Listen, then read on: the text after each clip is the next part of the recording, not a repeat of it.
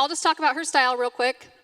I wanted to do kind of like a hint of vintage, but still more wearable, so I kept the ends very soft.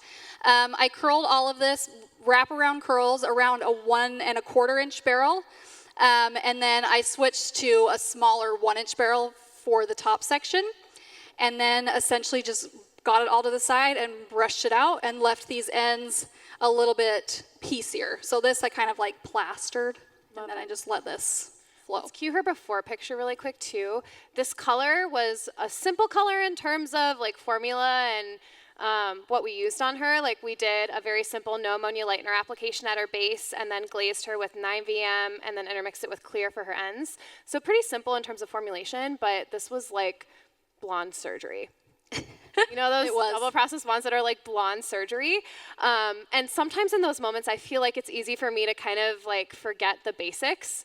When I'm in surgery, I forget like what my mixing ratio is, what my process time is, all that stuff. So imagine a world where you could just speak into the air and ask, hey, Alexa, what is the mixing ratio for Kenra Color Permanent?